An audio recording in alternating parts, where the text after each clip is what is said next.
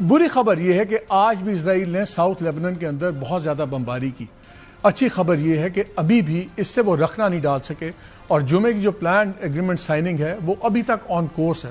بلکہ آج Donald Trump نے بات کرتے ہوئے دوبارہ کہا کہ وہ کافی مایوس ہوئے ہیں جو یہ اسرائیل نے آج بھی کیا ہے، اور انہوں نے اس قسم کی باتیں کی کہ آئی ہوپ کہ نیتن یاہو کو عقل آئے اور وہ اس قسم کی حرکتیں بند کرے. بٹ ہیونگ سیڈ دیٹ، یہ جنیوا سے چلا گیا ہے برجن اسٹاک.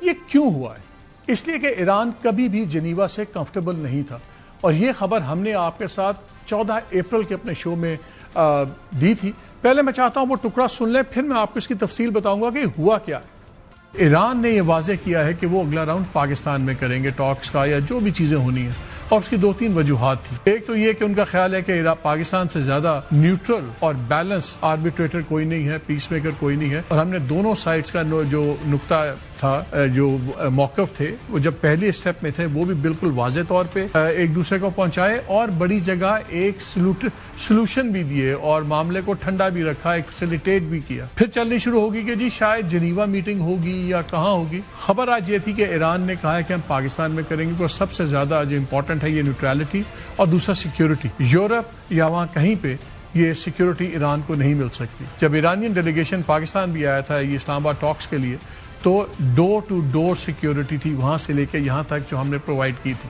ہم ڈیٹیل میں بات نہیں کر سکتے فار سیکیورٹی ریزنز، لیکن آپ سمجھ جائیں گے کہ کیا اس کا مطلب تھا. ہم نے بھی سورسز سے بات کی تو جو ایرانین سائڈ ہے وہ بڑی کلیئر ہے. انہوں نے کہا کہ یورپ کا کوئی بھی حصہ اسرائیلی اسیسینیشن سے محفوظ نہیں ہے. ابھی تک جتنے بھی آپ نے ماضی میں بھی بہت سے اسیسینیشنز دیکھی ہیں وہ یورپ میں ہی ہوئی ہیں. ایون جنیوا میں اسیسینیشنز کی ہیں اسرائیل نے. انہوں نے you talk about Amsterdam, you talk about Berlin, آپ یورپ کے آدھے سے زیادہ کیپٹلز، پیرس، ان سب میں انہوں نے اسیسینیشنز کی. ہم نے یہ آپ سے خبر کی تھی جب اپریل کے وسط کے اندر کی تھی، کیونکہ سیکنڈ راؤنڈ کی وینیوز تھی، اور اس پہ پھر یہ بڑا کلیئر میسج دے دیا گیا.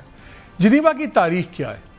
جنیوا ٹریڈیشنلی اس کو کہتے ہیں کہ موساد جو ان کی سیکرٹ سروس ہے اس کے لیے ورڈ یوز کرتے ہیں کہ ان کا کرٹیکل آپریشنل ہب ہے. اور یہ کب بنا؟ یہ 70 کی دہائیوں میں. آپ کو یاد ہے 1972 میں اسرائیل کے اولمپکس کے اندر جو ٹیم تھی وہ ماری گئی تھی، اور اس کو لبریشن فرنٹ والوں نے اس کا، جس کو یہ اسرائیلی جو ہے اس کو میونخ میسیکر کہتے ہیں، لیکن یہ 72 کی بات ہے. اس کے بعد انہوں نے اپنا ایک پورا ونگ بنایا جس کا مقصد تھا بلیک سپٹمبر کو ختم کرنا اور پی ایل او کے لیڈران کو مارنا. پھر جنیوا کے اندر انہوں نے سیف ہاؤسز لیے، سب کچھ کیا، اور پھر اوور دی ایئرز جنیوا ایک ایسا ہب بن گیا جو موساد کا یورپین ہب تھا. یہاں سے انٹیلیجنس گیدرنگ کرتے تھے، سب کچھ کرتے تھے. بھلے وہ اس کے بعد اسیسینیشن کبھی پیرس کر رہے ہیں، کبھی برلن کر رہے ہیں، لیکن جنیوا ان کا ہب تھا. ایک بہت فیمس اسیسینیشن ہوئی تھی محمد بودیا. یہ ایک بہت زبردست قسم کے ایکٹیوسٹ تھے، یہ پیلسٹین لبریشن فرنٹ کے بہت بڑے لیڈر تھے، پوئٹ بھی تھے. اور ان کے جب اسیسینیشن ان کی ہوئی تو پیرس میں، لیکن جنیوا میں جب ریڈ کیا تھا پولیس نے تو وہاں ایک سیف ہاؤس سے تمام تفصیلات اور سب کچھ ملی. وہاں کے بعد آج تک جنیوا ایک بہت بڑا موساد کا انٹیلیجنس گیدرنگ ہب ہے. اس لیے جب سیکنڈ راؤنڈ آف ٹاکس کی بات بھی ہو رہی تھی تو پھر ایران نے اسی لیے نہیں مانا تھا کہ ہم کہیں اور نہیں بیٹھیں گے، اگر سیکنڈ راؤنڈ بھی ہوگا تو پاکستان کے اندر ہوگا. بہرحال وہ پھر سیکنڈ راؤنڈ ہوا نہیں، اور پھر اس کے بعد جو تاریخ ہے وہ آپ کے سامنے. اب یہ جو برجن اسٹاک ہے اس کے بارے میں کیا کہا جاتا ہے؟ وہ کہتے ہیں کہ یہ ریموٹ ہے اور ہائیلی سیکیور ہے. یہ پہاڑی کے اوپر ہے، ایک سائڈ پہ لیک ہے، تو یہ سیکیورٹی وائز بالکل انسولیٹ ہو سکتا ہے. یہ جو موو ہوا ہے اس کا مطلب یہ ہے کہ ابھی تک امریکن بھی پریشان ہے اندر سے، اس لیے انہوں نے اگری بھی کیا ہے کہ اسرائیل کوئی بڑی واردات نہ کرے. ٹاپ ایران کے لیڈرز ہوں گے، باقی بھی لیڈرز ہوں گے، لیکن زیادہ فکر ایران کے لیڈرز کی ہے. تو یہ جو برجن اسٹاک میں ٹرانسفر ہوئی ہے یہ وینیو، یہ ہے اس کی بیک گراؤنڈ کہ یہ اچانک نہیں ہوا. دس از دا ریزن کہ کیا ہوا، اور یعنی کہ ابھی تک ایون امریکن انٹیلیجنس کو فکر ہے کہ اسرائیل کسی بھی حد پہ جا سکتا ہے اس معاہدے کو روکنے پہ. تو اسی لیے یہ بڑی ڈیلیکیٹ سچویشن ہے. یہ تو ہے جو آپ کو اس کی بات کی. دوسرا، جب سے یہ اناؤنس ہوا ہے ہم نے سڈنلی دیکھا ہے تیل کی قیمتیں بڑی تیزی سے گر رہی ہیں. ابھی میں آپ سے کچھ فگرز کرتا ہوں جو 3-4 بڑے جن کے انالیسز مانے جاتے ہیں دنیا میں. مارگن سٹینلے جو ہے، مارگن سٹینلے کے مطابق اس سال کے آخر میں یہ $80 پہ آئے گا، اور یہ اس کی ایوریج ہوگی. گولڈمن سیکس کا خیال ہے کہ یہ چوتھے کوارٹر میں یعنی کہ سال کے اینڈ تک یہ $80 پہ ہوگا. اور اگلے سال کی ایوریج $75 قیمت ہوگی. سٹی بینک کا خیال ہے کہ یہ تیسرے کوارٹر میں ہی، اب یہ اگلے جو 3 مہینے ہیں اس میں ہی $75 پہ آ جائے گا پر بیرل، اور $70 سال کے اینڈ تک $70 ہوگا، اور اگلے سال کی ایوریج شاید $65 پہ قیمت آ جائے. یہ فیبرری 8 کو میں آپ کو ریفرنس کے لیے بتا دوں کہ جو قیمت تھی وہ $72 فی بیرل تھی، پھر بیچ میں 118 پہ بھی گیا، سب کچھ گیا. گولڈمن سیکس کی ایک اور بڑی انٹرسٹنگ انہوں نے اپنی پروجیکشنز دی ہیں. انہوں نے کہا کہ 80% جو آؤٹ پٹ یہ پلانٹس ڈیمیج ہوئے بمباری میں ایک دوسرے کے، ایران کے، پھر دوسرے UAE کے، قطر کے، سارے انہوں نے کہا کہ اس کی 80% جو سی لاس کیپیسٹی تھی جو ضائع ہو گئی ہوئی تھی وہ اس سال کے اینڈ میں آن لائن ہو جائے گی. اور جو پرشین گلف کی جو ایکسپورٹس وغیرہ ہیں سارا کو جو وہ لیٹ جولائی کے اینڈ تک وہ دوبارہ پری وار لیولز پہ آ جائیں گی.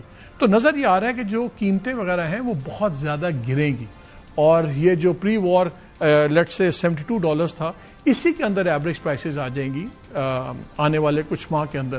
تو سوال 2-3 ہیں. پاکستان کے اندر یہ سب سے بڑا ایشو ہمارا انرجی کا تھا. ابھی ہم بات کریں گے محمد اورنگزیب صاحب سے جو فائنانس منسٹر ہیں، ان سے ہم پوچھیں گے کہ اگر یہ پروجیکشنز ہیں تیل کی قیمتیں نیچے گرنے کی، کیا یہ بینیفٹ جو ہوگا وہ ڈائریکٹلی لوگوں کو دیا جائے گا؟ بیکاز اس انرجی پرائس کی وجہ سے ہماری زراعت پہ ہی بڑی تباہی آئی ہے، فرٹیلائزر کے اوپر پڑا ہے، ان چیزوں پہ اثر پڑا ہے، ٹرانسپورٹیشن کاسٹ بڑھ گئی ہیں، انفلیشن جس کا ان کا خیال تھا کہ ایوریج 5 سے 7% ہوگی، اب سرکار خود کہہ رہی ہے 8.2% ہوگی. تو یہ جو اتنی کوئک ٹرانسفارمیشن اب ہو رہی ہے اس کا ہمارے پہ کیا اثر ہوگا؟ میں ہمیشہ کہتا ہوں there is no such thing as a perfect budget، because جب بھی بجٹ آئے گا کچھ لوگ خوش ہوں گے، کچھ ناراض ہوں گے. یہ تو ہم کہہ سکتے ہیں کہ اس بجٹ میں کئی پازیٹیو پوائنٹس ہمیں نظر آئے. سیلری کلاس کو نوشنل ریلیف ملا، ریل اسٹیٹ کو ٹھیک ٹھاک ریلیف ملا، جو ان کے ٹرانسفر فیس وغیرہ اس میں بریک آئی. بہت سے کارپوریٹ سیکٹرز میں بڑی سلیبس ختم ہوئی، super tax barring a few categories سب پہ سپر ٹیکس بھی ہٹ گیا، سیلری پہ سے سرچارج ہٹ گیا. کافی چیزیں ہیں جن کو آپ پازیٹیو دیکھ سکتے ہیں، اور پچھلے آپ 2-3 دنوں سے ہم سن بھی رہے ہیں. لیکن کچھ مکس ریاکشنز آئے ہیں. فار ایگزامپل جنرل ریاکشن جو گورنمنٹ عام بزنس کمیونٹی کا ہے، وہ کہہ رہے ہیں کہ جی یہ ہولڈنگ آپریشن ہے، یہ گروتھ اورینٹڈ بجٹ نہیں ہے. اکانومسٹ کا خیال ہے کہ اس سے ٹھیک ہے ابھی آپ ایک جس طرح چیزیں ہیں پلس مائنس کر کے آپ بیلنس آؤٹ کر رہے ہیں، لیکن سپر نہیں ملے گا گروتھ کو. یہ جو میں نے آپ کو ڈیٹیلز بتائی ہیں یہ ساری پروجیکشنز ہیں، لیکن ریئل لائف میں اس وقت کیا ہو رہا ہے ہم نے ڈیٹیلز نکالی ہیں جو اس وقت کانٹریکٹس کر رہی ہیں کمپنیز.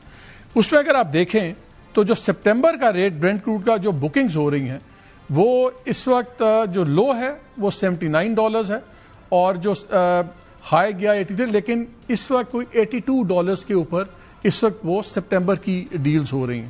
جو دسمبر کی ڈیلز ہو رہی ہیں وہ تقریباً $80 پہ ہو رہی ہیں، یعنی کہ آلریڈی $2 سے کم ہو گئے. پھر اس کے علاوہ اور جو ایک دوسرے چارٹ کے مطابق نومبر کے اندر $78 کی بھی ڈیل ہو رہی ہے. سو آلریڈی ہم دیکھ رہے ہیں کہ جو یہ 72 کی پرائس تھی جنگ شروع ہونے کے وقت، ہم اس کے بہت قریب بڑی جلدی آ رہے ہیں. اور اگر یہ پروڈکشن فیسلٹیز مثلا پہلے ان کا خیال تھا کہ کم از کم 1 مہینہ اور لگے گا صرف چیزوں کو ٹریڈ کو پوری طرح کھلنے کا ہرمز سے، اب ان کا اندازہ ہے کہ وہ جولائی کے اندر ہی پرانا والیوم آ جائے گا. سو جو ایکسپیکٹیشنز تھی اس سے بہت تیزی سے ریکوری ہو رہی ہے. سوال اب یہی دیکھنا ہے کہ کیا ایڈوانٹیجز اس کے ہمیں ٹرانسلیٹ ہوتے ہیں یا نہیں ہوتے، یا گورنمنٹ اس اپرچونٹی کو استعمال کرے گی اپنے کافرز بھرنے کے لیے، اپنے پروفٹس بڑھانے کے لیے. یہ ہر چیز تیل کے ساتھ جڑی ہوئی ہے. ایران کے ساتھ تو جب سینکشنز ہٹیں گی، ان کے ساتھ تو جب تیل اور یہ انرجی کی چیزیں ہم لیں گے، بجلی وغیرہ، وہ تو بات کی بات ہے. ابھی تو امیڈیٹ امپیکٹ یہ ہے، ہماری ہر چیز کی مہنگائی کو تیل کے ساتھ پاکستان میں جوڑ دیا گیا ہے. اپنی اکنامک انیفیشنسیز نہیں، ان چیزوں پہ جوڑ دیا گیا ہے. تو اس میں ہم کافی آج ذرا کوشش کریں گے کہ سچویشن ہمیں کلیئرٹی آئے فائنانس منسٹر کے ساتھ. ان سے تو بھی بات کریں گے، لیکن پروگرام کے آخری حصہ آپ نے ضرور دیکھنا ہے. اس میں میری آپ کے لیے بڑی مزدار خبر ہے کہ گلگت بلتستان میں ہو کیا رہا ہے. اچانک علیم خان صاحب کیوں خوشی سے پورے نہیں سما رہے، اور پیپلز پارٹی سب سے بڑی پارٹی ہونے کے باوجود اس کو کس بات کا دھچا ہے اور کیوں ہے، اور کیا وہاں پہ نیشنل انٹرسٹ کے چکر میں کچھ تبدیلیاں آئیں گی؟ یہ ساری باتیں کریں گے.